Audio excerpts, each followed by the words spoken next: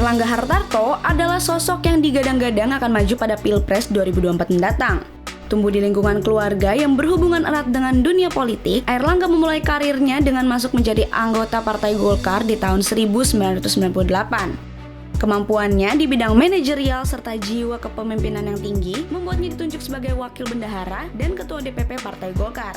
Menjadi anggota DPR RI selama 12 tahun, perjalanan politiknya terus merangkak naik hingga ia dipilih menjadi Menteri Perindustrian Indonesia Kabinet Kerja pada tahun 2016 dan dipilih menjadi Ketua Umum Partai Golkar di tahun 2017. Berbagai prestasi pun ditorehkan selama menjabat menjadi Menteri Perindustrian.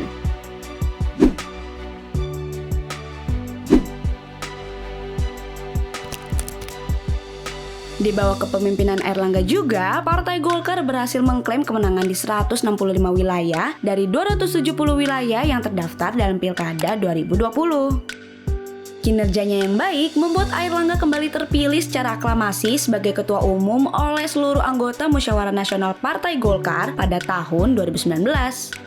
Di saat yang bersamaan, Presiden Joko Widodo kembali mempercayai Airlangga dengan menaikkan posisi Airlangga Hartarto menjadi Menteri Koordinator Perekonomian RI.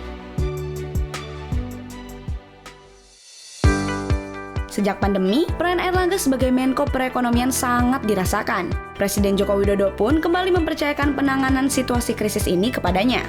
Airlangga dipercaya sebagai Ketua Komite Pencegahan COVID-19 dan Pemulihan Ekonomi Nasional atau KPCPEN.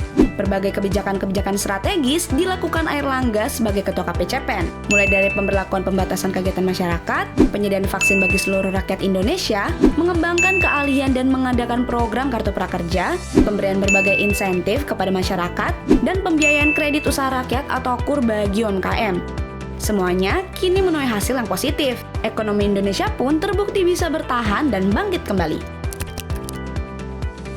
Tidak hanya berperan penting dalam ekonomi, Airlangga juga peduli dengan minat dan bakat generasi muda. Salah satunya dengan aktif sebagai Ketua Umum Pengurus Besar Wushu Indonesia atau PBWI. Prestasi kembali ditorehkan Airlangga. Buktinya, pada tanggal 9 September 2020, di Hari Olahraga Nasional, Airlangga mendapatkan penghargaan sebagai pembina olahraga berprestasi dari Kementerian Pemuda dan Olahraga atau Kemenpora.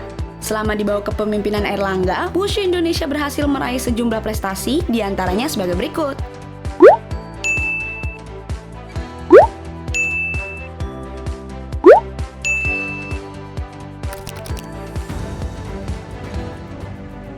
Dari penjelasan tadi, kita bisa tarik kesimpulan bahwa Airlangga terbukti memiliki kinerja dan prestasi yang baik.